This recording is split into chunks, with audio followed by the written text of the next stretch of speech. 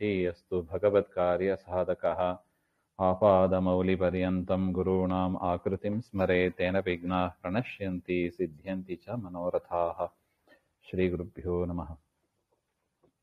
नारायणाय परिपूर्णगुणार्णवाय विश्वोदयस्थितिलयोन्नियतिप्रदाय ज्ञानप्रदाय विबुधासुरसौख्यदुःख सत्कारणाय वितताय नमो नमस्ते।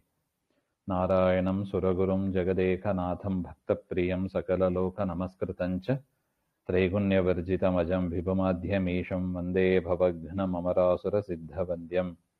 नारायणं नमस्कृत्य नरं चैव नरोत्तमं देवीं सरस्वतीं व्यासं ततो जयमुदीरयेत्। कृष्णाय वासुदेवाय हरये परमात्मने प्रणतः क्लेशनाशाय गोविन्दाय नमो नमः। श्रीगुरुभ्यो नमः। ಶ್ರೀಮನ್ ಮಹಾಭಾರತ ತಾತ್ಪರ್ಯ ನಿರ್ಣಯ 29ನೇ ಅಧ್ಯಾಯದಲ್ಲಿ 41ನೇ ಶ್ಲೋಕ.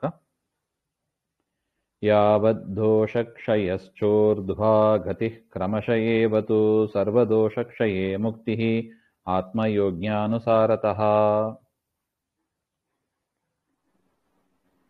ಯುಧಿಷ್ಠಿರನ ಪ್ರಶ್ನೆಗೆ ಭೀಷ್ಮಾಚಾರ್ಯರು ಉತ್ತರ ಕೊಡ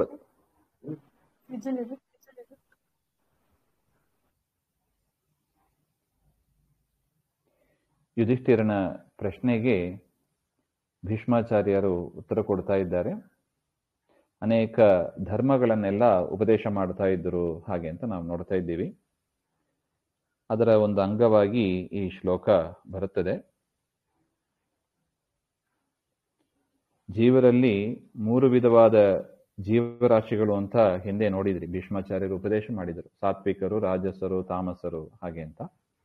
ಅಲ್ಲಿ ತಾಮಸರು ಭಗವಂತನಲ್ಲಿ ದ್ವೇಷ ಮಾಡತಕ್ಕವರು, ಅವರಿಗೆ ತಮಸ್ಸೇ ಗತಿ. ಇನ್ನು ಸಜ್ಜನರು, ಅವರು ಪರಮಾತ್ಮನಲ್ಲಿ ಕಿಂಚಿತಾದ್ರೂ ಭಕ್ತಿಯಲ್ಲಿ ತಾರತಮ್ಯ ಇದೆ, ಎಲ್ಲರಲ್ಲೂ ಒಂದೇ ರೀತಿಯಾದ ಭಕ್ತಿ ಇರೋದಿಲ್ಲ. ಬ್ರಹ್ಮದೇವರು, ವಾಯುದೇವರು ಉತ್ತಮ ಮಟ್ಟದ ಭಕ್ತಿಯನ್ನ ಮಾಡತಕ್ಕವರು. ಮನುಷ್ಯೋತ್ತಮರು ಅವರ ಯೋಗ್ಯತೆಗೆ ತಕ್ಕಂತೆ ಅಲ್ಪವಾದ ಭಕ್ತಿಯನ್ನ ಪರಮಾತ್ಮನಲ್ಲಿ ಮಾಡುವವರು ಹಾಗೆ ಅಂತ. ಅವರಿಗೆ ಮೋಕ್ಷವನ್ನ ಪರಮಾತ್ಮ ಕರುಣಿಸುತ್ತಾನೆ. ಇನ್ನು ರಾಜಸರು, ಅವರು ಭಕ್ತಿಯೂ ಮಾಡೋದಿಲ್ಲ, ದ್ವೇಷವೂ ಮಾಡೋದಿಲ್ಲ, ಉದಾಸೀನರಾಗಿ ಇರ್ತಾರೆ ಹಾಗೆಂಬ ಅದಕ್ಕಾಗಿ ಅವರಿಗೆ ಸುಖ ದುಃಖ ಮಿಶ್ರಿತವಾದ ಒಂದು ನಿತ್ಯವಾದ ಒಂದು ಸಂಸಾರ ಅವರಿಗೆ ಸಿಗ್ತದೆ ಹಾಗೆ ಅಂತ. ಪರಮಾತ್ಮನಲ್ಲಿ ಯಾರು ಭಕ್ತಿಯೋ ದ್ವೇಷವೋ ಉದಾಸೀನವೋ ಮಾಡ್ತಾರೆ ಅದರ ತಕ್ಕಂತೆ ಅವರಿಗೆ ಗತಿ ಹಾಗೆ ಅಂತ ಇದು ನಿಶ್ಚಯ ಇದೆ. ವೇದಗಳು ಹಾಗೆ ತಿಳಿಸಿಕೊಡ್ತಾ ಇದೆ, ಭೀಷ್ಮಾಚಾರ್ಯರು ನಮಗೆ ಹಾಗೆ ತಿಳಿಸಿಕೊಟ್ರು. ನನು ಮನುಷ್ಯೋತ್ತಮಾನಾಂ ದೋಷೇಭ್ಯಃ ಗುಣಾಧಿಕ್ಯೇ ಸತಿ ಅಧಮಾಂ ಗತಿಂ ನ ಯಾಂತಿ ಇತ್ಯುಕ್ತಂ ತೇಷಾಂ ಕಾ ಗತಿಃ ಇತ್ಯತಃ. ಮನುಷ್ಯೋತ್ತಮರಲ್ಲಿ ಯಾರಿಗೆ ದೋಷ ಇದೆ, ದೋಷವೂ ಇದೆ, ದೋಷೇಭ್ಯಃ ಗುಣಾಧಿಕ್ಯೇ ಸತಿ, ಅವರಲ್ಲಿ ಗುಣ ಹೆಚ್ಚಾಗಿದ್ರೆ, ಮನುಷ್ಯೋತ್ತಮರಲ್ಲಿ ದೋಷವೂ ಇರುತ್ತದೆ, ಅದರ ಗುಣಗಳು ದೋಷಕ್ಕಿಂತ ಹೆಚ್ಚು ಇರುತ್ತದೆ. ಅದರಿಂದ ಅವರಿಗೆ ಅಧಮಗತಿ ಅವರು ಹೊಂದೋದಿಲ್ಲ ಅಂತ ಹೇಳಿದಿರಿ. ಅವ್ರಿಗೆ ಏನ್ ಗತಿ ಮತ್ತೆ ಹಾಗೆಂದ್ರೆ ಅದಕ್ಕೆ ಹೇಳ್ತಾ ಇದ್ದಾರೆ, ಯಾವತ್ ಯಥಾ ಯಥಾ ದೋಷಕ್ಷಯ ಪಾಪಹಾನಿ ಭವತಿ ತಥಾ ಕ್ರಮಶಃ ಭುವಃ ಸ್ವಹ ಮಹ ಇತಿ ಕ್ರಮೇಣೈವ ಊರ್ಧ್ವಗತಿ. ಯಾವಾಗ ದೋಷಗಳೆಲ್ಲ ಪಾಪಗಳೆಲ್ಲ ನಾಶ ಆಗಿ ಅವರು ಪುಣ್ಯವನ್ನ ಮಾಡ್ತಾರೆ, ಅವರಿಗೆ ಕ್ರಮವಾಗಿ ಅವರಿಗೆ ಭುವರ್ಲೋಕ, ಸ್ವರ್ಲೋಕ, ಮಹರ್ಲೋಕ ಹಾಗೆ ಅಂತ ಕ್ರಮೇಣೈವ ಊರ್ಧ್ವಗತಿ, ಊರ್ಧ್ವಲೋಕ ಪ್ರಾಪ್ತಿ ಸಿಗ್ತದೆ ಹಾಗೆ ಅಂತ ಹೇಳ್ತಾರೆ. ಸ್ವಲ್ಪ ನಾಶ ಆದ ಕೂಡಲೇ ಅವರಿಗೆ ಭುವರ್ಲೋಕ ಪ್ರಾಪ್ತಿ ಆಗ್ತದೆ. ಅದಕ್ಕಿಂತ ಇನ್ನೂ ಸ್ವಲ್ಪ ಅಧಿಕ ನಾಶ ಆದಾಗ ಅವರಿಗೆ ಸ್ವರ್ಗಲೋಕ ಪ್ರಾಪ್ತಿ ಆಗ್ತದೆ. ಅದಕ್ಕಿಂತ ಇನ್ನೂ ಅಧಿಕವಾಗಿ ದೋಷಗಳು ನಾಶ ಆಗ್ತದೆ, ಮಹರ್ಲೋಕದ ಪ್ರಾಪ್ತಿ ಆಗ್ತದೆ ಹಾಗೆ ಅಂತ. ಸರ್ವದೋಷ ಕ್ಷಯೇ ಸಮಸ್ತ ದೋಷ ನಾಶೇ ಸತಿ ಆತ್ಮಯೋಗ್ಯಾನುಸಾರತಃ, ಅವರವರ ಯೋಗ್ಯತೆಗೆ ತಕ್ಕಂತೆ ಭಕ್ತಿಜ್ಞಾನ ಉನ್ನತೋ ಜ್ಞಾನಯೋ ಉನ್ನತಿ, ಭಕ್ತಿ ಮತ್ತು ಜ್ಞಾನಗಳ ಉನ್ನತಿಯಾದಾಗ ಪೂರ್ತೌ ಸತಿ ಮುಕ್ತಿ ಸ್ಯಾತ್, ಅವರಿಗೆ ಮೋಕ್ಷವೂ ಕೂಡ ಆಗುತ್ತದೆ ಹಾಗೆ ಅಂತ. ಅದರಿಂದ ಎಲ್ಲಿ ತನಕ ನಮ್ಮಲ್ಲಿ ಕಾಮ ಕ್ರೋಧ ಮುಂತಾದ ದೋಷಗಳು ಮನಸ್ಸಿನಲ್ಲಿ ಇರುತ್ತದೆ, ಮನಸ್ಸು ಸ್ವಚ್ಛವಾಗಿ ಇರೋದಿಲ್ಲ, ಅಲ್ಲಿ ತನಕ ನಮಗೆ ಊರ್ಧ್ವ ಗತಿ, ಊರ್ಧ್ವ ಲೋಕ ಎನ್ನತಕ್ಕದ್ದು ಸಿಗೋದಿಲ್ಲ. ಅಂದ್ರೆ ಡಿಸಿಪ್ಲಿನ್, ಒಟ್ಟು ನಾವು ಡಿಸಿಪ್ಲಿನ್ಡ್ ಲೈಫ್ ಅನ್ನ ನಾವು ಲೀಡ್ ಮಾಡಿದರೆ ಮಾತ್ರ ನಮಗೆ ಊರ್ಧ್ವಗತಿ ಸಿಗ್ತದೆ. ಅದರ ಪ್ಯಾರಾಮೀಟರ್ ಏನು, ನನ್ನ ಮನಸ್ಸು ಶುದ್ಧವಾಗಿ ಇದೆಯೋ ಇಲ್ಲವೋ ತೀರ್ಮಾನ ಮಾಡೋದು ಹೇಗೆ ಅಂದ್ರೆ, ಎಷ್ಟು ವಿಷ್ಣುವಿನಲ್ಲಿ ಭಕ್ತಿ ಮಾಡ್ತೀವಿ, ವಿಷ್ಣು ಭಕ್ತಿ ಎಷ್ಟು ಇದೆ, ಹರಿವಾಯು ಗುರುಗಳಲ್ಲಿ ಭಕ್ತಿ ಎಷ್ಟು ಇದೆ, ಅದೇ ಡಿಸೈಡಿಂಗ್ ಪ್ಯಾರಾಮೀಟರ್. ಆ ಭಕ್ತಿಯೇ ಡಿಸೈಡಿಂಗ್ ಪ್ಯಾರಾಮೀಟರ್ ಅದಕ್ಕೆ. ಹಾಗೆ ಅಂತ ಹೇಳಿ ಆ ಭಕ್ತಿಯಿಂದಲೇ ಏನ್ ಮಾಡಬೇಕು, ನಾವು ದೋಷಗಳನ್ನೆಲ್ಲ ಕಳೀಬೇಕು. ಇಂತಹ ಪರಮಾತ್ಮ ಉಪಕಾರ ಮಾಡ್ತಾನೆ, ಗುಣಪೂರ್ಣನಾಗಿದ್ದಾನೆ ಅಂತ ಚಿಂತನೆ ಮಾಡಿ ಲೋಕದಲ್ಲಿ ನಮಗೆ ಅಲಂಬುದ್ಧಿ ಬರಬೇಕು. ಸಾಕು, ಲೋಕದಲ್ಲಿ ಪರಮಾತ್ಮನನ್ನು ಕಂಪೇರ್ ಮಾಡಿದಾಗ ಲೋಕದಲ್ಲಿ ಯೋಗ್ಯವಾದ ವಸ್ತು ನೋಡೋದಕ್ಕೆ, ಕೇಳೋದಕ್ಕೆ, ತಿನ್ನೋದಕ್ಕೆ ಯಾವುದೂ ಇಲ್ಲ. ಪರಮಾತ್ಮನ ನೈವೇದ್ಯವನ್ನೇ ತಿನ್ನೋದೇ ಸರಿ. ಅದಕ್ಕಾಗಿ ಈ ಶರೀರ ಇದೆ, ಅದಕ್ಕಾಗಿ ದೇವರು ನಮಗೆ ಈ ಶರೀರವನ್ನು ಕೊಟ್ಟಿದ್ದಾನೆ. ಯದ್ಯಪಿ ನಾನು ಬೇರೆ, ನನ್ನ ಶರೀರ ಬೇರೆ, ಅದನ್ನೇ ಮರ್ತು ಬಿಟ್ಟಿದ್ದೀವಿ ಕೆಲವು ಸಮಯ. ನಾನು ಬೇರೆ, ನನ್ನ ಶರೀರ ಬೇರೆ, ಸಾಧನೆಗಾಗಿ ದೇವರು ಕೊಟ್ಟ ಶರೀರ ಇದು. ಹಾಗೆ ಅಂತ ಉತ್ತಮ ಜೀವಿಗಳು ಚಿಂತನೆ ಮಾಡಿ ಪರಮಾತ್ಮನಲ್ಲಿ ಭಕ್ತಿಯನ್ನು ಬೆಳೆಸಿ ಇನ್ನಷ್ಟು ಶ್ರವಣಾದಿಗಳನ್ನು ಮಾಡಿ ಅವರು ಮೋಕ್ಷವನ್ನು ಪಡೆಯುತ್ತಾರೆ. ಅದರಿಂದ ಆರಂಭ ಹಂತದಲ್ಲಿ ಮನುಷ್ಯರಲ್ಲಿ ದೋಷ ಇದ್ದೇ ಇರುತ್ತದೆ, ಕ್ರಮೇಣ ಅದು ಹೋಗುತ್ತದೆ. ಹಾಗೆ ಅಂತ ಅದರಿಂದ ದೋಷವನ್ನು ಕಂಡು ನಾವು ಹೆದರಬೇಕಾಗಿಲ್ಲ ಅಂದ್ರೆ ಏನು, ಅದು ಹೋಗ್ಲೇಬೇಕು. ದೋಷ ಇದಲ್ಲ, ನನಗೆ ಹೆಂಗ ಮುಕ್ತಿ ಸಿಗ್ತದೆ ಹಾಗೆ ಅಂತ ಚಿಂತೆ ಮಾಡಬಾರ್ದು. ಮತ್ತೆ ಏನ್ ಮಾಡಬೇಕು, ಪರಮಾತ್ಮನಲ್ಲಿ ನಾನು ಇನ್ನಷ್ಟು ಹೇಗೆ ಭಕ್ತಿಯನ್ನು ಬೆಳೆಸ್ಕೊಳ್ಳೋದು ಹಾಗೆ ಅಂತ ನೋಡ್ಬೇಕು. ಇನ್ನು ಹೆಚ್ಚು ಕತೆ ಕೇಳಬೇಕು, ವಿಚಾರ ಮಾಡಬೇಕು, ಗ್ರಂಥಗಳನ್ನು ಓದಬೇಕು, ಗುರು ಸೇವೆ ಮಾಡಬೇಕು, ತೀರ್ಥಯಾತ್ರೆ ಮಾಡಬೇಕು, ಗೋಬ್ರಾಹ್ಮಣರ ಸೇವೆ ಮಾಡಿದರೆ ಇನ್ನಷ್ಟು ಭಕ್ತಿ ಜಾಸ್ತಿ ಆಗ್ತದೆ. ಆ ಭಕ್ತಿಯಿಂದ ಭಕ್ತಿ ಬಂದಷ್ಟು ದೋಷಗಳು ಹೋಗ್ತದೆ. ಅದು ಭಕ್ತಿಯ ಸಾಮರ್ಥ್ಯ. ಅದು ಜ್ಞಾನ ಭಕ್ತಿಗಳ ಸಾಮರ್ಥ್ಯವೇ ವಿಚಿತ್ರವಾದ ಶಕ್ತಿ ಇದೆ ಅದಕ್ಕೆ. ಅದು ಬಂದಷ್ಟು ಶರೀರದಲ್ಲಿ ಇರುವ ದೋಷಗಳನ್ನೆಲ್ಲ ತೆಗೆದಾಕ್ತದೆ. ಹಾಗೆ ಅಂತ ಇನ್ನು ಭಕ್ತಿ ಜ್ಞಾನೋನ್ನತಾವೇವ ಸ್ವರ್ಗಶ್ಚ ಶುಭ ಕರ್ಮಣಃ ವಿಷ್ಣು ವೈಷ್ಣವ ವಾಕ್ಯೇನ ಹಾನಿ ಪಾಪಸ್ಯ ಕರ್ಮಣಃ.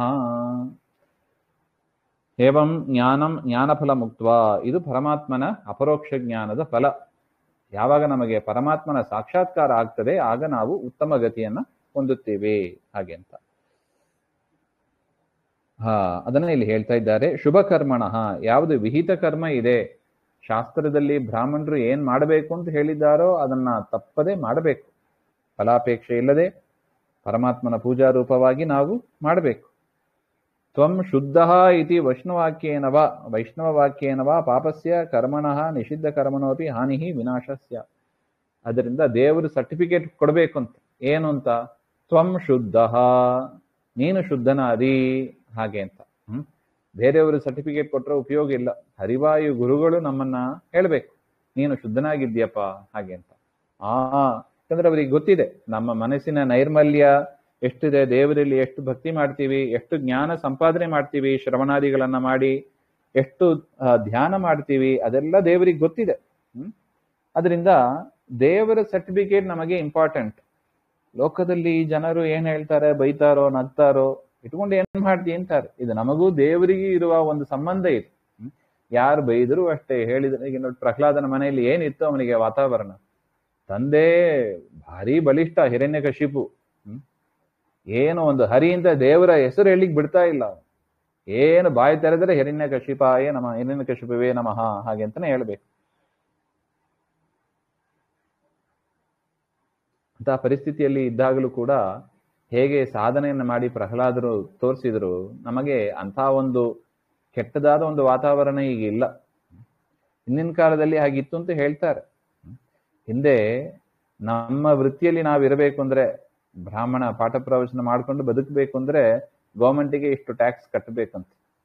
ಈ ತರ ಟ್ಯಾಕ್ಸ್ ಕಟ್ಟಿದ್ರೆ ನಿಮ್ಮ ವೃತ್ತಿಯಲ್ಲಿ ನೀವು ಇರಬಹುದು, ಇಲ್ಲದ್ರೆ ನಾವು ಹೇಳಿದಂಗೆ ನೀವು ಕೇಳಬೇಕು ಹಾಗೆ ಅಂತ. ದುಡ್ಡು ಕೊಟ್ಟು ತಮ್ಮ ಕರ್ಮದಲ್ಲಿ ತಾವಿದ್ದವರು ಇದ್ದಾರೆ, ಹಿಂದೆ ಇದ್ದಿದ್ರು. ಆದ್ರೆ ಈಗ ನೋಡಿ ಅಂತಹ ಪರಿಸ್ಥಿತಿ ಎಲ್ಲ ಏನು ಇಲ್ಲ. ಯಾರನ್ನ ಬೇಕಾದ್ರೂ ವರ್ಷಿಪ್ ಮಾಡಬಹುದು ಎಂಬ ಒಂದು ಪರಿಸ್ಥಿತಿಯಲ್ಲಿ ಇದೆ ಈಗ.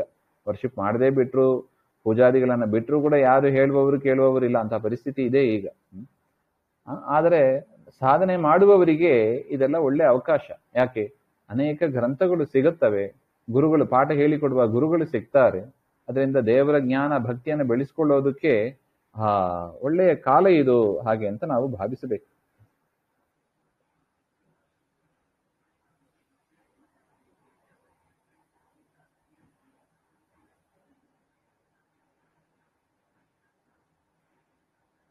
ಅದರಿಂದ ದೇವರು ನಮಗೆ ಸರ್ಟಿಫಿಕೇಟ್ ಕೊಡಬೇಕು ಅಂತ ಮುಖ್ಯವಾಗಿ ಹೇಳ್ತಾರೆ. ವಿಷ್ಣು ವೈಷ್ಣವರು ಕೊಡಬೇಕು. ನಿಷಿದ್ಧ ಕರ್ಮ ನೀನು ಮಾಡ್ತಾ ಇಲ್ಲ, ನಿಷಿದ್ಧ ಕರ್ಮ ಬಿಟ್ಟು ನೀನು ಶುದ್ಧನಾಗಿದ್ದಿ ಅಂತ ಹೇಳಬೇಕು. ಆಗ ವಿನಾಶ ಸ್ಯಾತ್, ಆಗ ದುಷ್ಟಕರ್ಮಗಳೆಲ್ಲ ಹೊಟ್ಟೋಗ್ತದೆ. ಇದಂ ಪ್ರಕೃತ ಅಪೇಕ್ಷೆಯ ಉಕ್ತಂ ದ್ರೋಣಾದಿ ವದೇನ ದೋಷಶಂಕಾಯಾಮಪಿ ತವ ದೋಷೋ ನಾಸ್ತಿ. ಇನ್ನು ಏನು ದ್ರೋಣಾದಿಗಳನ್ನ ಸಂಹಾರ ಮಾಡಿದಿ ಅಂತ ನೀ ಏನ್ ಚಿಂತನೆ ಮಾಡ್ತಾ ಇದ್ದಿ, ಅದರಿಂದ ನಿಮಗೆ ಯಾವ ದೋಷವೂ ಇರೋದಿಲ್ಲ. ಯಾಕೆ? ಅಲ್ಲ, ಕೃಷ್ಣ ವ್ಯಾಸರೇ ಹೇಳ್ತಾ ಇದ್ದಾರಪ್ಪ, ಇನ್ನೇನಪ್ಪ ಪರಿಶುದ್ಧನಾಗಿ ಇದ್ದಿ ಅಂತ ದೇವರೇ ಹೇಳ್ಬೇಕಲ್ವಾ? ದೇವರೇ ಹೇಳ್ತಾ ಇದ್ದಾರೆ ನಮಗೆ, ನೀನು ಮಾಡಿದ್ದು ತಪ್ಪಲ್ಲ, ಅಧರ್ಮ ಅಲ್ಲ, ಅದು ಶುದ್ಧ ಕಾರ್ಯ ಹಾಗೆಂತ ಹೇಳಿದ ಮೇಲೆ ಯಾರು ಶುದ್ಧವನ್ನು ನೋಡಿ ಫಲ ಕೊಡತಕ್ಕವ, ಜಡ್ಜ್ಮೆಂಟ್ ಕೊಡೋರು ಯಾರು? ಪರಮಾತ್ಮನೇ. ಆ ಪರಮಾತ್ಮನೇ ಹೇಳ್ತಾ ಇದ್ದಾನೆ ನೀನು ಸರಿಗೆ ಮಾಡಿದ್ದೆ ಹಾಗೆ ಅಂತ. ಇನ್ಯಾಕೆ ನಿನಗೆ ಸಂಶಯ ಹಾಗೆ ಅಂತ ಪ್ರಶ್ನೆ. ಅದರಿಂದ ಭೀಮಾದಿ ವೈಷ್ಣವ ವಾಕ್ಯೇನವ ಕೃಷ್ಣ ಮತ್ತು ವೇದವ್ಯಾಸರು ಹೇಳಿದ್ದಾರೆ. ಅದೇ ತರ ಭೀಮಸೇನ ದೇವರು ವೈಷ್ಣವರಲ್ಲಿ ಉತ್ತಮರು, ಅವರು ಹೇಳ್ತಾ ಇದ್ದಾರೆ. ಅದರಿಂದ ನೀನು ಪಾಪದ ಶಂಕೆ ನಿನಗೆ ಈ ಒಂದು ವಿಚಾರದಲ್ಲಿ, ದ್ರೋಣಾಚಾರ್ಯರ ವಧೆ ಮುಂತಾದ ವಿಚಾರದಲ್ಲಿ ನಿನಗೆ ಬೇಡ ಹಾಗೆ ಅಂತ ಪುಟ್ಟ ಅಭಿಪ್ರಾಯ. ಇತ್ಯಾದಿ ಧರ್ಮ ಸರ್ವಸ್ವಂ ಭೀಷ್ಮಸ್ಥೇನೈವ ವಿಷ್ಣುನಾ ಪಾರ್ಥಾನಾಂ ಗತಿತಂ ತಚ್ಚ ಶ್ರುತ್ವಾ ಧರ್ಮಸುತೋನುಜಾನ್ ಪಪ್ರಚ್ಚ ವಿದುರಂ ಚೈವ ಸಾರಂ ಧರ್ಮಾದಿಷು ತ್ರಿಷು. ಇತ್ಯಾದಿ, ಈ ರೀತಿಯಾಗಿ ಧರ್ಮ ಸರ್ವಸ್ವಂ, ಧರ್ಮದ ಸಾರ ಅಂತ ಏನಿದೆ ಅದೆಲ್ಲವನ್ನು ಕೂಡ ಯುಧಿಷ್ಠಿರಾದಿಗಳಿಗೆ ಹೇಳಿ, ಧರ್ಮಾದಿಷು ಧರ್ಮಾರ್ಥ ಕಾಮೇಶು ಸಾರಂ ಉತ್ತಮಂ,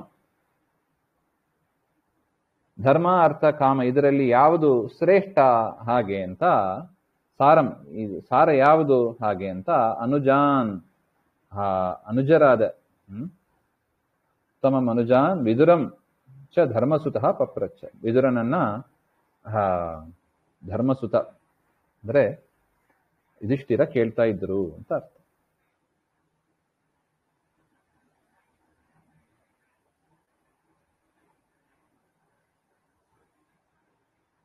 ಆಹ ಕ್ಷತ್ತ ಧರ್ಮಮೇವ ಸಾರಮರ್ಥಂ ಚ ಮಧ್ಯಮಂ ನೀಚಂ ಕಾಮಂ ನಿಷ್ಫಲತ್ವಾತ್ ಅರ್ಥಮೇವಾರ್ಜುನೋಬ್ರವೀತ್. ಅಂದ್ರೆ ನಮಗೆ ಪ್ರಸಿದ್ಧ ಧರ್ಮ, ಅರ್ಥ, ಕಾಮ, ಮೋಕ್ಷ ಹಾಗೆ ಅಂತ. ಈ ನಾಲ್ಕರಲ್ಲಿ ಯಾವುದು ಶ್ರೇಷ್ಠ ಅಂತ ಯುಧಿಷ್ಠಿರನ ಪ್ರಶ್ನೆ. ಧರ್ಮ, ಅರ್ಥ, ಕಾಮ, ಮೋಕ್ಷ ಅಂತೂ ಸುಪ್ರಸಿದ್ಧ, ಅದರಿಂದ ಅದರಲ್ಲಿ ಪ್ರಶ್ನೆನೇ ಬರಲ್ಲ. ಅಲ್ಟಿಮೇಟ್ ಅಂದ್ರೆ ಮೋಕ್ಷನೇ. ಅದರಿಂದ ಮೋಕ್ಷವನ್ನ ಬಿಟ್ಟು ಬಿಡೋಣ, ಯಾಕಂದ್ರೆ ಅದು 3ರಲ್ಲಿ 4ರಲ್ಲಿ ಅದೇ ಶ್ರೇಷ್ಠ ಅಂತ ಗೊತ್ತು. ಮೋಕ್ಷಕ್ಕಾಗಿಯೇ ಇಲ್ಲ ಸಾಧನೆ ಮಾಡೋದು. ಇನ್ನು ಮೋಕ್ಷವನ್ನು ಬಿಟ್ಟು ಉಳಿದ 3ರಲ್ಲಿ ಯಾವುದು ಶ್ರೇಷ್ಠ ಹಾಗೆ ಅಂತ ಪ್ರಶ್ನೆ. ಧರ್ಮ, ಅರ್ಥ, ಕಾಮ, ಇದು ಯುಧಿಷ್ಠಿರನ ಪ್ರಶ್ನೆ. ಆಗ ವಿದುರ ಏನು ಹೇಳಿದ, ಧರ್ಮನೇ ಶ್ರೇಷ್ಠ ಹಾಗೆ ಅಂತ ಹೇಳ್ತಾನೆ. ಧರ್ಮಾರ್ಥ ಕಾಮಗಳಲ್ಲಿ ಕ್ಷತ್ತ ಹಾಗೆ ಅಂದ್ರೆ ವಿದುರ ಧರ್ಮಮೇವ ಸಾರಂ, ಧರ್ಮವೇ ಉತ್ತಮ, ಸಾರ ಅಂದ್ರೆ ಉತ್ತಮ ಅಂತ ಅರ್ಥ. ಧರ್ಮವೇ ಉತ್ತಮ ಹಾಗೆ ಅಂತ ವಿದುರ ಹೇಳ್ತಾರೆ. ನಮ್ಮನ್ನು ಕೇಳ್ತಾರೆ ಅಂತ ಇಟ್ಕೊಳ್ಳಿ, ಯಾವ್ದಪ್ಪ ಶ್ರೇಷ್ಠ? ಧರ್ಮ. ಧರ್ಮ ಅಂದ್ರೆ ಏನು?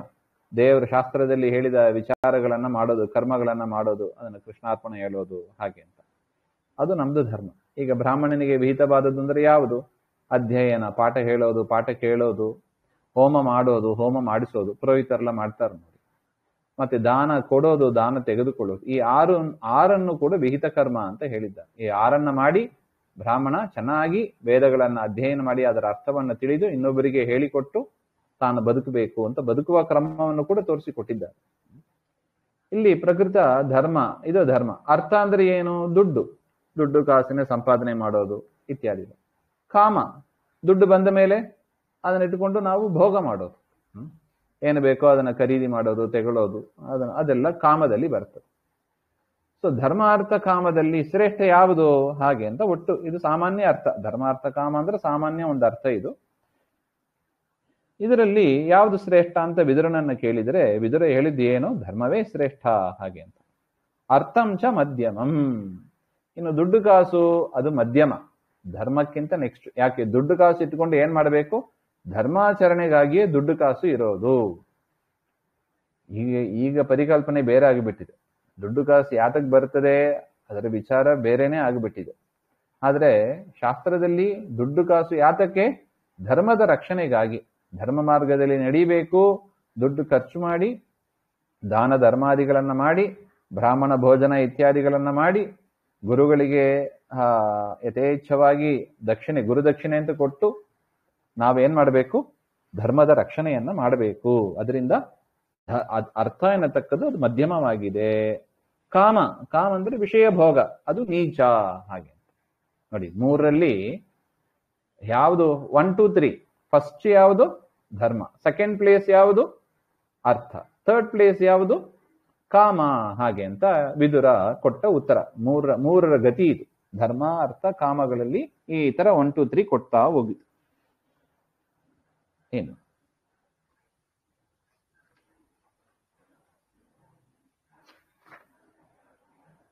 ನೀಚಂ ಕಾಮಂ ನಿಷ್ಫಲತ್ವಾದ್ ಅರ್ಥಮೇವ ಅರ್ಜುನೋ ಅಬ್ರವೀತ್. ಇದಾದ ಮೇಲೆ ಅರ್ಜುನ ಹೇಳಿದನಂತೆ. ನೋಡಿ, ಅರ್ಜುನನ ಟರ್ನ್ ಈಗ. ಧರ್ಮ, ಅರ್ಥ, ಕಾಮ ಈ ಮೂರರಲ್ಲಿ ಯಾವುದು ಶ್ರೇಷ್ಠ? ಹಾಗೆ ಅಂತ. ಸಾರಂ ಸದ್ವಿವಿಧೋ ಜ್ಞೇಯೋ ದೈವೋ ಮಾನುಷ ಏವ ಚ ದೈವೋ ವಿದ್ಯಾ ಹಿರಣ್ಯಾದಿರ್ಮಾನುಷಃ ಪರಿಕೀರ್ತಿತಃ.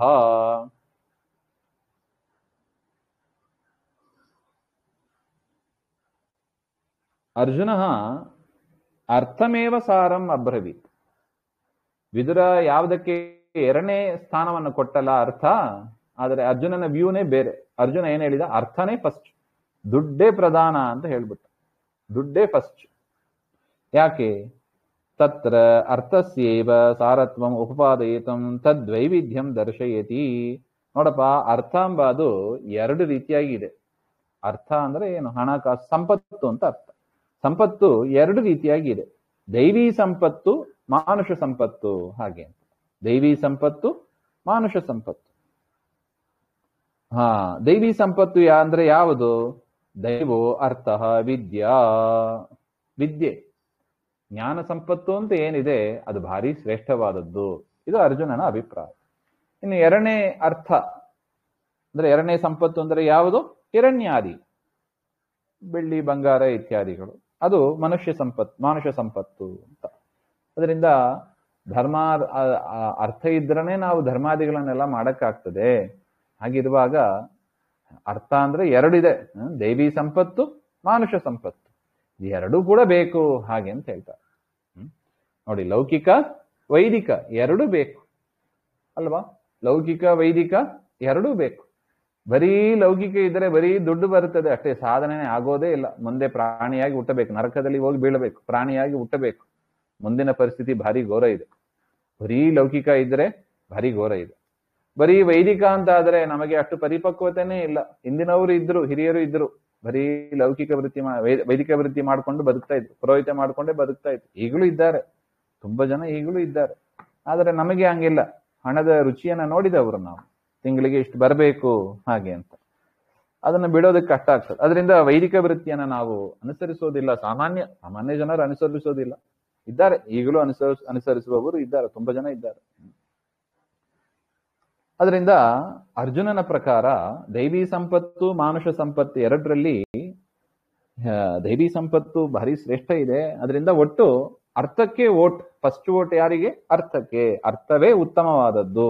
ಹಾಗೆ ಮಧ್ಯಮೋ ಧರ್ಮ ಏವಾತ್ರ ಸಾಧ್ಯಂ ಸಾಧನಮೇವ ಚ ವಿದ್ಯಾಹ್ವಯೋ ಅರ್ಥೋ ಧರ್ಮಸ್ಯ ವಿದ್ಯೆಯೈವ ವಿಮುಚ್ಯತೆ. ಇನ್ನು ವಿದ್ಯೆ ಎನ್ನತಕ್ಕೆ ಏನು ಸಂಪತ್ತಿದೆ ಅದು ಧರ್ಮಸ್ಯ ಸಾಧನಂ ಸಾಧ್ಯಂ ಚ ಭವತಿ. ನೋಡಿ, ವಿದ್ಯೆ ಇದ್ದರನೇ ಆ ಧರ್ಮ, ಯಾವ್ದು ಧರ್ಮ ಯಾವ್ದು ಅಧರ್ಮ ಇದೆಲ್ಲ ತಿಳ್ಕೋಬೇಕಲ್ಲ. ಬರೀ ಧರ್ಮ ಮಾಡು ಹಾಗೆ ಅಂದ್ರೆ ವಿದ್ಯೆನೇ ಇಲ್ಲದೆ ಹೋಗ್ಬಿಟ್ರೆ ಧರ್ಮ ಮಾಡೋದು ಕಷ್ಟ ಇದೆ ನೋಡಿ. ಅದರಿಂದ ವಿದುರನ ಒಂದು ವಿಚಾರಕ್ಕಿಂತಲೂ ಅರ್ಜುನನ ವಿಚಾರ ಎಷ್ಟು ಶ್ರೇಷ್ಠ ಆಗಿದೆ ನೋಡಿ.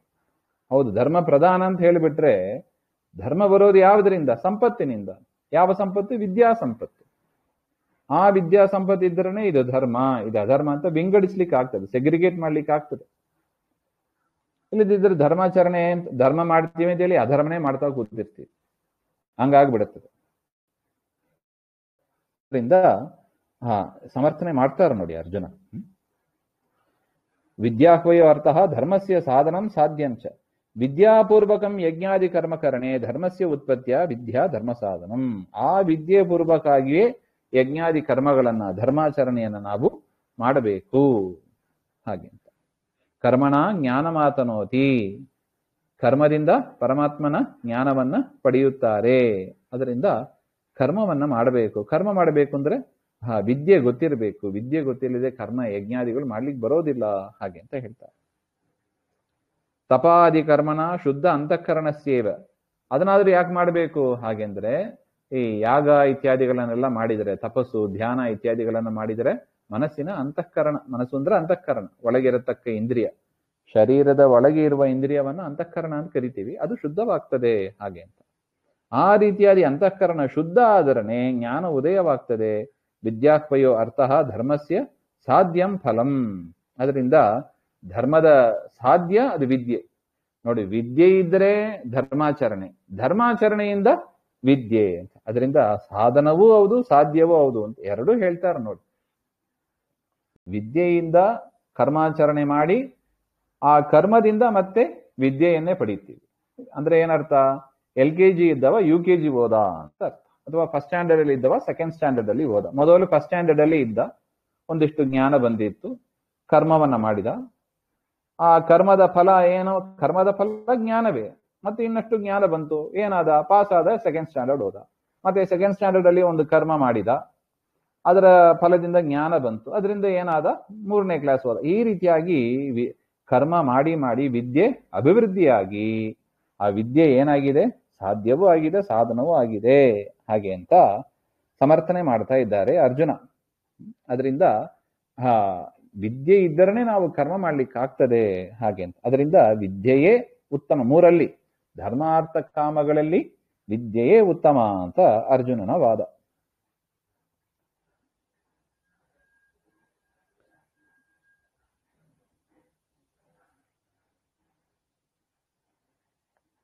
ಇನ್ನು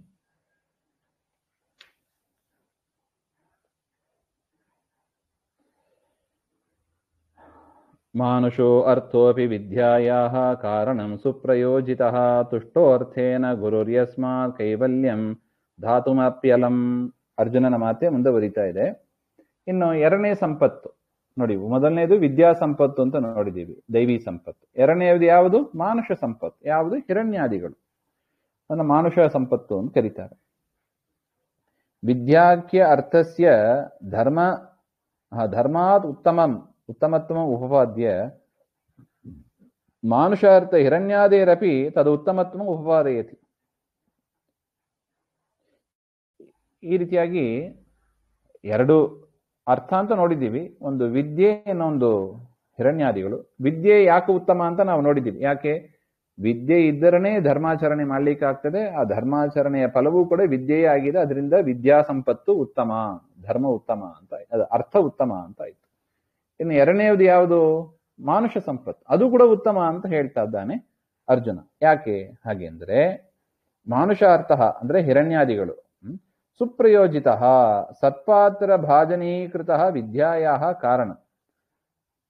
ಸತ್ಪಾತ್ರರಲ್ಲಿ ವಿನಿಯೋಗ ಆದರೆ, ನಮ್ಮಲ್ಲಿರುವ ಹಿರಣ್ಯಾದಿಗಳು ಸತ್ಪಾತ್ರರಿಗೆ ವಿನಿಯೋಗ ಆದರೆ ಅದರಿಂದ ಏನ್ ಬರ್ತದೆ? ಮತ್ತೆ ವಿದ್ಯೆನೇ ಬರ್ತದೆ. ನೋಡಿ, ನಮ್ಮಲ್ಲಿ 1 ರೂಪಾಯಿ ಇತ್ತು, 10,000 ರೂಪಾಯಿ ಇತ್ತು, ಒಬ್ಬರಿಗೆ ದಾನ ಮಾಡಿದೀವಿ ಅಂತ ಇಟ್ಕೊಳ್ಳೋಣ. ಅವರಿಂದ ಏನ್ ಬರ್ತದೆ ನಮಗೆ? ಆ ಕರ್ಮದಿಂದ ನಮಗೆ ಪುಣ್ಯ ಬಂತು. ಆ ಪುಣ್ಯದಿಂದ ಮತ್ತೆ ನಮಗೆ ಜ್ಞಾನವೇ ಬರ್ತದೆ ನೋಡಿ. ಅದರಿಂದ ನಮ್ಮಲ್ಲಿ ಹಿರಣ್ಯಾದಿಗಳಿಂದ ಕೂಡ ಏನ್ ಬರ್ತದೆ? ವಿದ್ಯೆಯೇ ಬರ್ತದೆ. ನ ಕೇವಲ ಮೋಕ್ಷ ಕಾರಣ ವಿದ್ಯಾ, ಇದು ಬರೀ ಮೋಕ್ಷಕ್ಕೆ ಕಾರಣೀಭೂತವಾದ ವಿದ್ಯಾ ಅಂತ ಮಾತ್ರ ತಿಳ್ಕೋಬೇಡಿ. ಮತ್ತು ಗುರುಪ್ರಸಾದ ದ್ವಾರ ಮೋಕ್ಷ ಕಾರಣಂಚ, ಮತ್ತೆ ಗುರುಪ್ರಸಾದ ಅಂತ ಮತ್ತೊಂದು ಕಾರಣವೂ ಇದೆ ಮೋಕ್ಷಕ್ಕೆ. ನಮ್ಮಲ್ಲಿ ಇದ್ದ ಹಿರಣ್ಯವನ್ನ ಗುರುಗಳ ಹತ್ರ ತೆಗೆದುಕೊಂಡ್ರೆ ಗುರುಗಳು ಸುಪ್ರಸನ್ನರಾಗಿ ನಮ್ಮ ಮೇಲೆ ಅನುಗ್ರಹ ಮಾಡ್ತಾರೆ. ಅದು ಕೂಡ ನಮಗೆ ಮೋಕ್ಷಕ್ಕೆ ಕಾರಣವಾಗ್ತದೆ. ಅದರಿಂದ ನಮ್ಮಲ್ಲಿ ಇರುವ ಒಂದು ಸಂಪತ್ತನ್ನ ಸತ್ಪಾತ್ರರಿಗೆ, ಗುರುಗಳಿಗೆ ನಾವು ಕೊಡಬೇಕು. ಅದರಿಂದ ಗುರುಗಳು ಪ್ರಸನ್ನರಾಗಿ ನಮ್ಮನ್ನು ಅನುಗ್ರಹ ಮಾಡ್ತಾರೆ. ಹಾಗೆ ಅಂತ ಇದ್ರ ಮೇಲೆ ಸ್ವಲ್ಪ ವಿಚಾರ ಇದೆ. ಅಂದ್ರೆ ಏನು ಇದು? ದುಡ್ಡು ಕೊಟ್ರೆ ಪ್ರಸಾದನ, ದುಡ್ಡು ಕೊಟ್ರೆ ಅನುಗ್ರಹ, ಏನು ಎಲ್ಲ ಕಮರ್ಷಿಯಲ್ ಆಯ್ತು ಅಂತ ಆಲ್ರೆಡಿ ತುಂಬಾ ಜನ ಬೈಯೋದು ಉಂಟು. ಎಲ್ಲ ಕಡೆ ಕಮರ್ಷಿಯಲ್ ರೀ, ಎಲ್ಲ ಕಮರ್ಷಿಯಲ್ ಆಯ್ತು. ಈ ಗುರುಗಳು, ಇವರು ಶಾಸ್ತ್ರದಲ್ಲೂ ಹಾಗೆ ಹೇಳ್ತಾ ಇದ್ದಾರೆ, ದುಡ್ಡು ಕೊಟ್ರೆ ಗುರುಪ್ರಸಾದ, ದುಡ್ಡು ಕೊಟ್ಟಿಲ್ಲ ಅಂದ್ರೆ ಗುರುಪ್ರಸಾದ ಇಲ್ಲ. ಹಂಗೆ ಹೇಳಿಲ್ಲ ನೋಡಿ.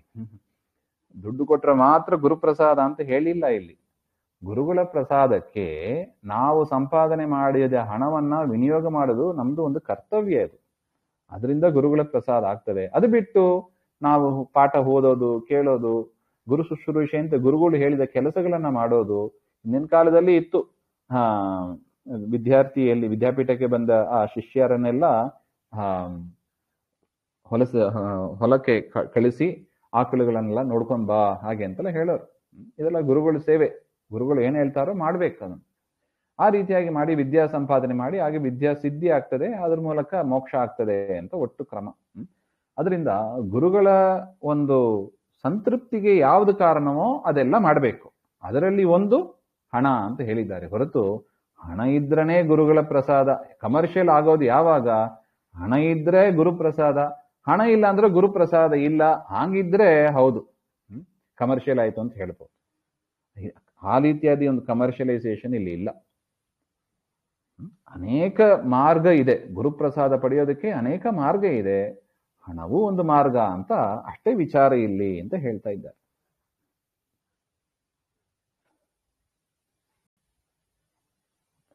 ಅರ್ಥೇನ ಸ್ವಸ್ಮಿನ್ ಅರ್ಪಿತ ಮಾನುಷಾರ್ಥೇನ ಗುರು ಕೈವಲ್ಯಮಪಿ ನ ಕೇವಲ ವಿದ್ಯಾದಾತು ಅಲಂ ಸಮರ್ಥ ಭವತಿ ಇತ್ಯರ್ಥ. ಅದರಿಂದ ಗುರುಗಳಿಗೆ ನಾವು ಆ ಕಾಣಿಕೆಯನ್ನು ಕೊಟ್ರೆ ಬರೀ ಮೋಕ್ಷವನ್ನು ಮಾತ್ರವನ್ನು ಕೊಡ್ತಾರೆ ಅಂತ ಅಲ್ಲ. ನ ಕೇವಲ ವಿದ್ಯೆ ಮಾತ್ರ ಕೊಡ್ತಾರೆ ಅಂತ ಅಲ್ಲ, ಮೋಕ್ಷವನ್ನು ಕೂಡ ಕೊಡ್ತಾರೆ. ಮೋಕ್ಷವನ್ನು ಕೊಡುವ ಸಾಮರ್ಥ್ಯ ಅವರಿಗೆ ಇದೆ. ಗುರುಗಳು ಸಂತುಷ್ಟರಾದರೆ ಅವರ ಒಳಗಿದ್ದ ಮುಖ್ಯಪ್ರಾಣ ದೇವರು ಸಂತುಷ್ಟರಾದಂತೆ. ಆ ಮುಖ್ಯಪ್ರಾಣ ದೇವರು ಸಂತುಷ್ಟರಾದರೆ ಪರಮಾತ್ಮ ಸಂತುಷ್ಟನಾಗ್ತಾನೆ. ನೋಡಿ ಎಷ್ಟು ಚೆನ್ನಾಗಿದೆ ನೋಡಿ ಆಚಾರ್ಯರ ಮಾತು. ತುಷ್ಟೋ ಅರ್ಥೇನ ಗುರುರ್ಯಸ್ಮಾತ್ ಕೈವಲ್ಯಂ ದಾತುಮಪ್ಯಲಂ ಹಾಗೆ ಅಂತ. ಅದರಿಂದ ನಮ್ಮಲ್ಲಿ ಇರುವ ದುಡ್ಡು ಕಾಣಿಕೆ ಅದನ್ನ ಗುರು ಕಾಣಿಕೆ ಅಂತಾನೆ ಕರೀತಾರೆ. ಪ್ರತಿ ವರ್ಷ ಹೋಗಿ ನಮ್ಮ ಗುರುಗಳು ಅಂತ ಯಾರಿದ್ದಾರೆ, ಗುರುಮಠ ಅಂತ ಯಾರಿದೆ, ಕುಲದೇವರ ಯಾತ್ರೆ ಅಂತ ಮಾಡ್ತೀವಿ ನೋಡಿ, ಕುಲದೇವರಿಗೆ ಕಾಣಿಕೆ ಕೊಡ್ತೀವಿ. ಅದೇ ತರ ನಮ್ಮ ಕುಲ ಗುರುಗಳು ಅಂತ ಇದ್ದಾರೆ. ಆ ಗುರುಗಳ ಹತ್ರ ಹೋಗಿ ಅವರಿಗೆ ಸ್ವಾಮಿಗಳು ಯಾರು ಇರ್ತಾರೋ ಅವರಿಗೆ ಹೋಗಿ ಆ ಕಾಣಿಕೆಯನ್ನು ಕೊಟ್ಟು ಅವರ ಪ್ರಸಾದವನ್ನ ಅನುಗ್ರಹವನ್ನ ನಾವು ಪಡೆಯಬೇಕು ಹಾಗೆ ಅಂತ ಒಟ್ಟು ವಿಚಾರ.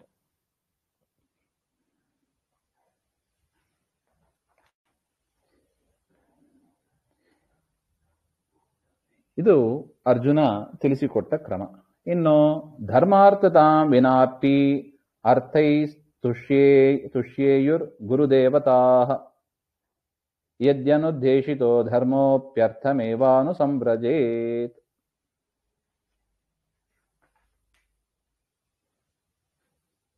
ನಾನು ಸುಪ್ರಯೋಜಿತಃ ಅಪಿ ಅರ್ಥಃ ಧರ್ಮಜನನೇನೈವ ವಿದ್ಯಾಯಾಃ ವಾ ಕೈವಲ್ಯಸ್ಯ ವಾ ಕಾರಣಂ ಅತಃ ನ ಧರ್ಮಾತ್ ಅಧಿಕಃ ಇತ್ಯತಃ ಧರ್ಮಾರ್ಥಂ ಇತಿ. ಅಲ್ಲ, ಏನೇ ಆಗಲಿ ನೀವು ಅರ್ಥವನ್ನು ಇಟ್ಕೊಂಡು ಏನ್ ಮಾಡಿದಿರಿ? ಒಂದು ವಿದ್ಯೆಯನ್ನು ಸಂಪಾದನೆ ಮಾಡಿದ್ರಿ, ಇನ್ನೊಂದು ವಿದ್ಯೆ ಮತ್ತು ಮಾನುಷ ಹಿರಣ್ಯಾದಿಗಳನ್ನಿಟ್ಟು ವಿದ್ಯೆಯನ್ನು ಸಂಪಾದನೆ ಮಾಡಿದ್ದು ಮತ್ತು ಮೋಕ್ಷವನ್ನು ಸಂಪಾದನೆ ಗುರುಪ್ರಸಾದವನ್ನು ಸಂಪಾದನೆ ಮಾಡಿದ್ರಿ. ಅದೆಲ್ಲವೂ ಕೂಡ ಧರ್ಮದಲ್ಲೇ ಸೇರುತ್ತದೆ. ಅದರಿಂದ ಧರ್ಮಕ್ಕಿಂತ ಅಧಿಕ ಅಂತ ಹೇಗಾಯಿತು ಹಾಗೆ ಅಂತ ಒಂದು ಪ್ರಶ್ನೆ. ಧರ್ಮಾರ್ಥತಾಂ ಧರ್ಮ ಪ್ರಯೋಜನತಾಂ ವಿನಾ ಅಪಿ ದತ್ತೈಃ ಅರ್ಥೈಃ ಗುರವಃ ದೇವತಾಶ್ಚ ತುಷ್ಯೇಯುಃ ಸಂತುಷ್ಟಃ ಭವೇಯುಃ. ಧರ್ಮಾರ್ಥತಾಂ ಧರ್ಮ ಪ್ರಯೋಜನತಾಂ ವಿನಾಪಿ, ಈ ಧರ್ಮಾರ್ಥ ಏನು ಎರಡು ಇದೆ ಅದು ಧರ್ಮಕ್ಕೆ ಪ್ರಯೋಜನವಾಗ್ತದೆ. ಧರ್ಮ ಮಾಡಿದರೆ ಇನ್ನಷ್ಟು ಧರ್ಮ ಮಾಡ್ಲಿಕ್ಕಾಗ್ತದೆ, ಅರ್ಥ ಇದ್ರೆ ಇನ್ನಷ್ಟು ಧರ್ಮ ಮಾಡ್ಲಿಕ್ಕಾಗ್ತದೆ. ಅದರಿಂದ ಧರ್ಮವೇ ಪ್ರಧಾನ ಆಯ್ತಲ್ಲ. ಹಾಗೆ ಅಂದ್ರೆ ಗುರವಃ ದೇವತಾಶ್ಚ, ಗುರುಗಳಾಗ್ಲಿ ದೇವತೆಗಳಾಗ್ಲಿ ತುಷ್ಯೇಯುಹು ಸಂತುಷ್ಟಃ ಭವೇಯುಹು, ಆ ಸಂಪತ್ತಿನಿಂದಲೇ ಅವರು ಸಂತುಷ್ಟರಾಗ್ತಾರೆ.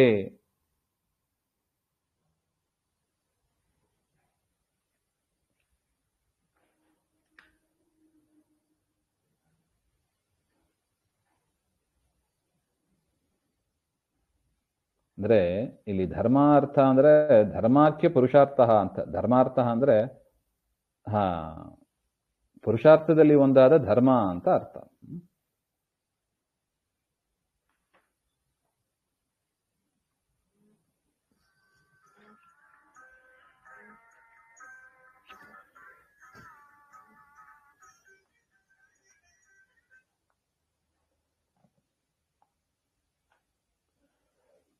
ನಾನು ನಿಷ್ಕಾಮ ಕರ್ಮಜ ಧರ್ಮಸ್ಯಾಪಿ ವಿದ್ಯಾ ಸಾಧನತ್ವಾತ್. ನೋಡಿ, ನಾವು ಹೇಳಿದ ಕರ್ಮ ಎರಡು ರೀತಿಯಾಗಿ ಇದೆ. ಒಂದು ಸಕಾಮನೆಯಿಂದ ಮಾಡೋದು, ನಿಷ್ಕಾಮನೆಯಿಂದ ಮಾಡೋದು. ಫಲಾಪೇಕ್ಷೆ ಇಟ್ಟುಕೊಂಡು ಮಾಡೋದು, ಫಲಾಪೇಕ್ಷೆ ಇಲ್ಲದೆ ಮಾಡೋದು. ಈಗ ನಮ್ಮಲ್ಲಿ ಒಂದು ರೂಪಾಯಿ ಇತ್ತು, ತೊಗೊಂಡೆ ಗುರುಗಳಿಗೆ ಕೊಟ್ಟಿವಿ, ಗುರುಗಳು ಪ್ರಸಾದ ಆದರು. ಇದು ಸಕಾಮ ಆಯ್ತೋ ನಿಷ್ಕಾಮ ಆಯ್ತೋ? ಹಾಗೆ ಅಂದ್ರೆ ಸಕಾಮನೇ ಆಯ್ತು. ಗುರುಗಳ ಪ್ರಸಾದವನ್ನ ನಾವು ಬಯಸ್ತೀವಿ, ಅದರಿಂದ ವಿದ್ಯೆ ಬಂತು. ವಿದ್ಯೆಗಾಗಿ ನಾವು ಇದು ಕೊಟ್ರೆ ದುಡ್ಡು ವಿದ್ಯೆ ಕೊಡ್ತಾರೆ, ಅನುಗ್ರಹ ಮಾಡ್ತಾರೆ, ಹಾಗೆಂದ್ರೆ ಸಕಾಮನೆ ಆಯ್ತಲ್ಲ. ಹಾಗೆ ಅಂದ್ರೆ ಅದಕ್ಕೆ ಹೇಳ್ತಾ ಇದ್ದಾರೆ, ನಿಷ್ಕಾಮವು ಕೂಡ ಆಗ್ತದೆ. ನಿಷ್ಕಾಮ ಕರ್ಮಜ ಧರ್ಮಸ್ಯಾಪಿ. ನಿಷ್ಕಾಮನೆಯಿಂದ ನಾವೇನು ಒಂದು ಕರ್ಮವನ್ನ ಮಾಡಿ ಆ ಕರ್ಮದಿಂದ ಬಂದತಕ್ಕ ಧರ್ಮ, ಅದು ಕೂಡ ವಿದ್ಯಾ ಸಾಧನ ಆಗಿದೆ. ಆಗಿರುವಾಗ ಕಥಂ ಧರ್ಮಾನ್ ಮಾನುಷಾರ್ಥ ಅಧಿಕ. ಆಗಿರುವಾಗ ಧರ್ಮಕ್ಕಿಂತ ಅರ್ಥ ಅಧಿಕ ಅಂತ ನೀವು ಹೇಗೆ ಹೇಳ್ತೀರಾ? ಧರ್ಮ ಅಂದ್ರೆ ಏನು? ಕರ್ಮ ಅಂತ ಅರ್ಥ.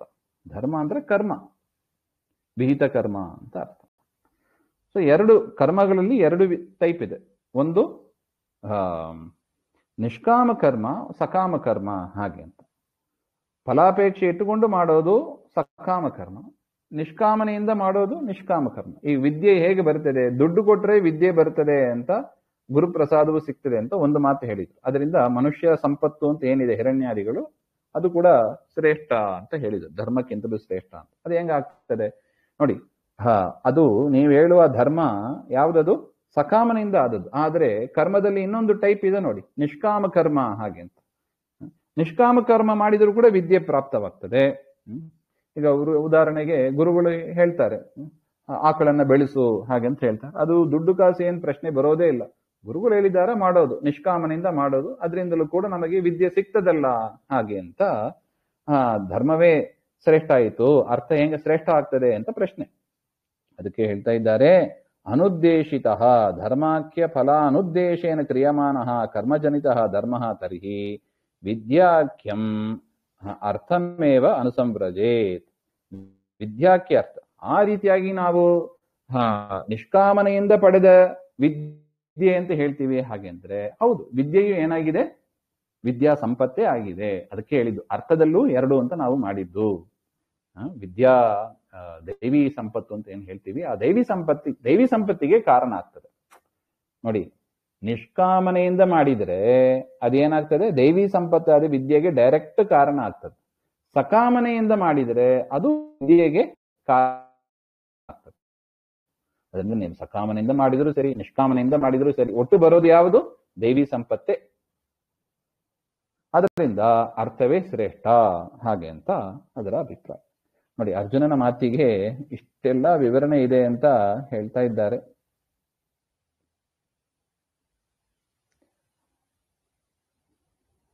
ಗುರುತಾ ಅರ್ಥಗತೈವ ಸ್ಯಾತ್.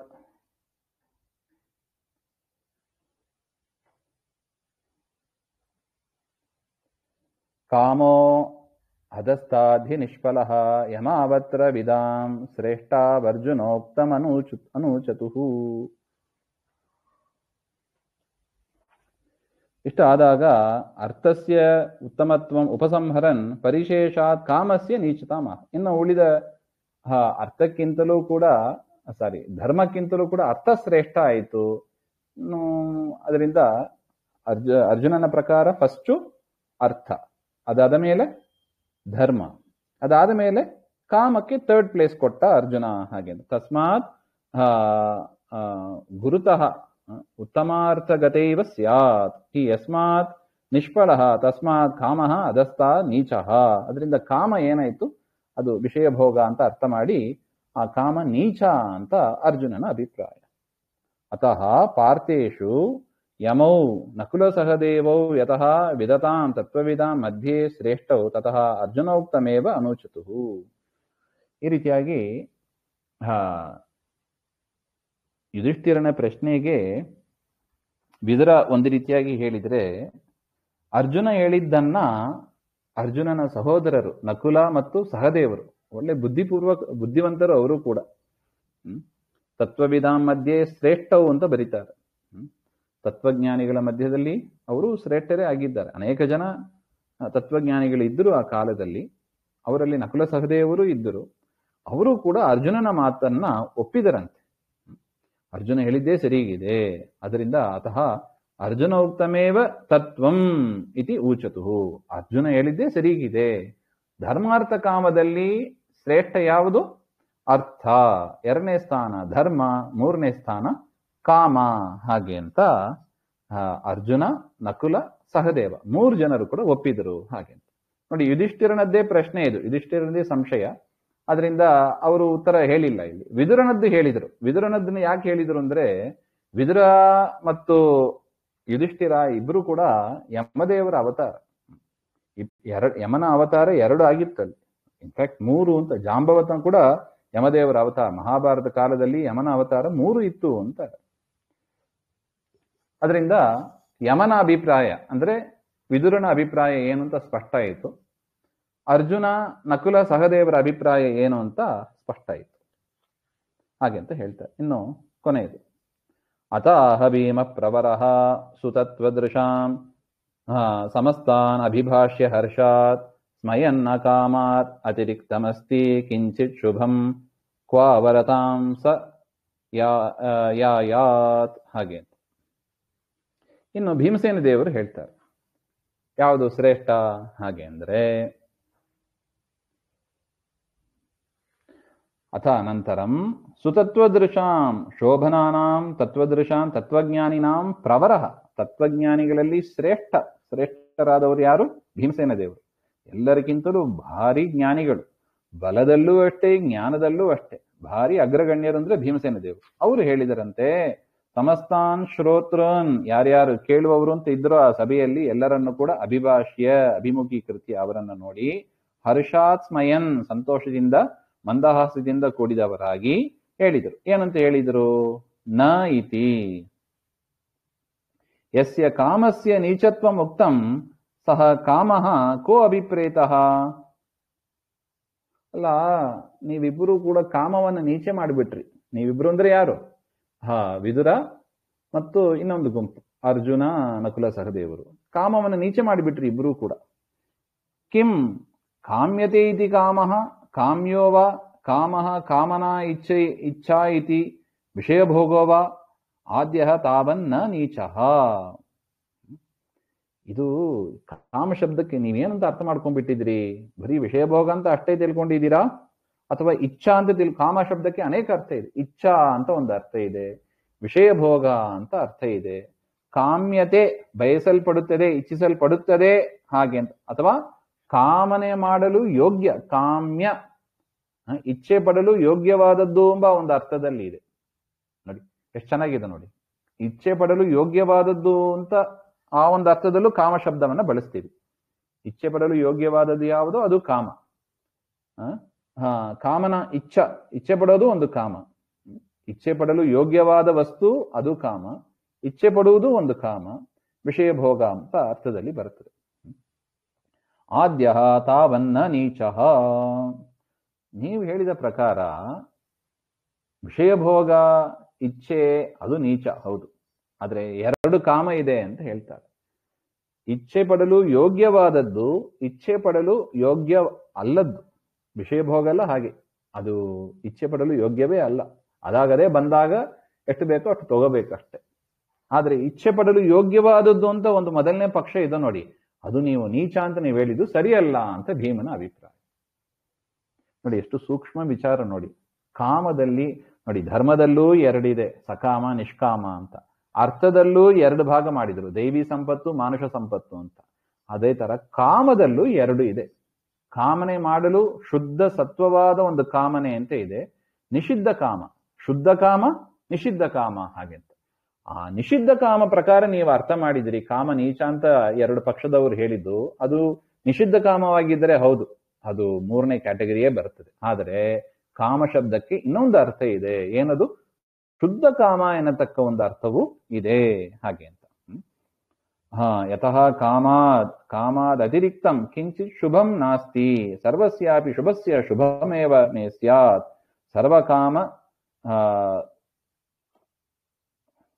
ಸರ್ವಕಾಮನಾ ವಿಷಯತ್ವೇನ ಕಾಮಯತ್ವಾದಿ ಸಹ ಕಾಮಃ ಅವರತಾಂ ನೀಚತಾಂ ಕ್ವ ಯಾಯ ಕಥಂ ಪ್ರಾಪ್ನುಯ ತಥಾತ್ವೇ ಮೋಕ್ಷಾದೇಹೇ ಸರ್ವಶುಭಸ್ಯ ನೀಚತ್ವ ಪ್ರಾಪ್ತೇ ಇತ್ಯರ್ಥ. ನೋಡಿ, ಹಾಗಿದ್ರೆ ಈ ಶುಭ ಕಾಮನೆಯನ್ನು ಕೂಡ ನೀವು ನೀಚ ಅಂತ ಹೇಳುವುದಾದರೆ, ಶುದ್ಧ ಕಾಮನೆಯನ್ನು ಕೂಡ ನೀಚ ಅಂತ ಹೇಳುವುದಾದರೆ, ಮೋಕ್ಷ ಕೂಡ ಏನಾಯ್ತು? ನೀಚ ಕಾಮನೆ ಅಂತ ಆಯ್ತು. ಯಾಕೆ? ಮೋಕ್ಷ ಅದು ಶುದ್ಧ ಕಾಮ, ಅದು ಎಲ್ಲರೂ ಬಯಸೋದೇ ಇಲ್ಲ. ಅದು ಯಾರು ತುಂಬಾ ಪ್ರೀತಿ ಮಾಡ್ತಾರೆ, ತುಂಬಾ ಪರಮಾತ್ಮನ ಭಕ್ತಿ ಮಾಡ್ತಾರೆ, ಅವ್ರು ಮಾತ್ರ ಬಯಸ್ತಾರೆ ಅದನ್ನು. ಶುದ್ಧ ಕಾಮನೆ ಅದು. ಅದು ಎಲ್ಲ ಪ್ರತಿಯೊಬ್ರು ಬಯಸಬೇಕು, ನಾನು ಮೋಕ್ಷವನ್ನ ಪಡೀಬೇಕು. ಅದು ಒಳ್ಳೆ ಇಚ್ಛೆ, ಅದು ಅದು ಶುದ್ಧ ಕಾಮ. ಅದು ಕಾಮ ಅಂದ್ರೆ ಇಚ್ಛೆ ಅಂತ ನಾವು ನೋಡಿದ್ದೀವಿ. ಶುದ್ಧ ಕಾಮ ಅದು, ಅಶುದ್ಧ ಕಾಮ ಅಲ್ಲ. ಅದು ಅಶುದ್ಧ ಕಾಮ ಬಿಟ್ಟು ಬಿಡೋಣ. ಆದ್ರೆ ಶುದ್ಧ ಕಾಮ ಪರಮಾತ್ಮನಲ್ಲಿ ಭಕ್ತಿ ಮಾಡಬೇಕು, ಗುರುಗಳ ಸೇವೆ ಮಾಡಿ ಜ್ಞಾನ ಪಡೀಬೇಕು, ಇದೆಲ್ಲ ಕಾಮ ತಾನೆ. ಆದ್ರೆ ಶುದ್ಧ ಕಾಮನೆ ನೋಡಿ. ಶುದ್ಧ ಕಾಮನೆ ಇರೋದ್ರಿಂದಲೇ ನಾವು ನೀವು ಇಲ್ಲಿ ಸೇರಿದ್ದೀವಿ. ನಮ್ದು ಇಚ್ಛೆ ಇಲ್ಲದೆ ಕೆಲಸ ಆಗ್ತದಾ? ಇಲ್ಲ, ಇಚ್ಛೆ ಇಲ್ಲದೆ ಕೆಲಸನೇ ಮಾಡೋದಿಲ್ಲ. ಒಬ್ಬ ಕೆಟ್ಟ ಕೆಲಸ ಮಾಡಬೇಕು ಅಂದ್ರೂ ಕೂಡ ಅವನಿಗೆ ಮನಸ್ಸಿನಲ್ಲಿ ಫಸ್ಟ್ ಕಾಮ ಬರಬೇಕು. ನಾನು ಇವತ್ತು ಹಣವನ್ನ ಕದಿಬೇಕು ಅಂತ ಅವನಿಗೆ ಇಚ್ಛೆ ಬಂದ್ರನೇ ಅವನು ಹೋಗಿ ಕಳ್ಳತನ ಮಾಡ್ತಾನೆ. ಇಲ್ಲದಿದ್ರೆ ಇಚ್ಛೆನೇ ಇಲ್ಲದೆ ಅವನಿಗೆ ಸುಮ್ಮನೆ ಕಳ್ಳತನ ಮಾಡ್ಕೊಂಡ್ ಬರ್ತಾನಾ? ಇಲ್ಲ, ಅವನಿಗೊಂದು ಇಚ್ಛೆ ಇದೆ, ದುಡ್ಡು ಬರ್ತದೆ ಹಾಗೆ ಅಂತ ಒಂದು ಕನಸು ಕಂಡು ಅವನು ಹೋಗಿ ಮಾಡ್ತಾನೆ. ಅದರ ಫಲಿತಾಂಶ ಏನೋ ಅವನಿಗೆ ಬಿಟ್ಟದ್ದು. ಅದೇ ತರ ಸಜ್ಜನರು ಕೂಡ ಏನ್ ಮಾಡ್ತಾರೆ? ಸತ್ಕರ್ಮವನ್ನ ಮಾಡ್ತಾರೆ. ನಾನು ಪ್ರಾತಃ ಕಾಲದಲ್ಲಿ ಏಳಬೇಕು, ಮಠ ದೇವಸ್ಥಾನ ಮಠಗಳಿಗೆ ಹೋಗಿ ಗುರುಗಳಿಗೆ ಪ್ರದಕ್ಷಿಣೆ ನಮಸ್ಕಾರ ಮಾಡಬೇಕು, ಪಾಠ ಭಾಗವತಾದಿ ಸಚ್ಚಾಸ್ತ್ರದ ಶ್ರವಣ ಮಾಡಬೇಕು. ಇದೆಲ್ಲ ಶುದ್ಧ ಕಾಮನೆ. ಇದು ಅಂತ ಶುದ್ಧ ಕಾಮನೆಯನ್ನ ನೀಚ ಅಂತ ನೀವು ಮೂರನೇ ಕ್ಯಾಟಗರಿಗೆ ತಳ್ಳಿಬಿಟ್ರೆ, ಮೋಕ್ಷವು ಕೂಡ ಏನಾಗಬೇಕಾಗಿತ್ತು? ನೀಚ ಕಾಮ ಅಂತ ಆಗಬೇಕಾಗಿತ್ತು. ಆದ್ರೆ ನಾವೀಗಲೇ ನೋಡಿದ್ದೀವಿ, ಪುರುಷಾರ್ಥದಲ್ಲಿ ಶ್ರೇಷ್ಠ ಅಂದ್ರೆ ಯಾವುದು? ಮೋಕ್ಷ. ಅದಕ್ಕೆ ಯುಧಿಷ್ಠಿರ ಪ್ರಶ್ನೆ ಮಾಡುವಾಗಲೇ 4ರಲ್ಲಿ ಯಾವುದು ಶ್ರೇಷ್ಠ ಅಂತ ಕೇಳಿಲ್ಲ. ಯಾಕೆ? ಗೊತ್ತೇ ಇದೆ ಮೋಕ್ಷ ಶ್ರೇಷ್ಠ ಅಂತ. ಅದನ್ನ ಬಿಟ್ಟು ಉಳಿದ 3 ಮಾತ್ರ ಪ್ರಶ್ನೆ ಮಾಡಿದ್ರು. ಅದರಿಂದ ಆ ರೀತಿಯಾಗಿ ನೀವು ಅದನ್ನ ನಿಷಿದ್ಧ ಕಾಮ ಅಂತ ನೀವು ಅರ್ಥ ಇಟ್ಟುಕೊಂಡು ನೀವು ಕೆಳಗೆ ಮಾಡಿಬಿಟ್ರಿ. ಆದರೆ ಶುದ್ಧ ಕಾಮ ಅಂತ ಒಂದಿದೆ, ಅದು ಶ್ರೇಷ್ಠ ಹಾಗೆ ಅಂತ. ಅದರ ವಿಚಾರ ಇನ್ನು ಸ್ವಲ್ಪ ವಿವರವನ್ನ ಕೊಡ್ತಾರೆ ಆಚಾರ್ಯರು. ಅದನ್ನ ಮತ್ತೆ ನೋಡೋಣ. ಶ್ರೀಮಧ್ವಾಂತರ್ಗತ ಶ್ರೀಕೃಷ್ಣ ಅರ್ಪಣಮಸ್ತು. ಶ್ರೀ ಹರೇ ನಮಃ.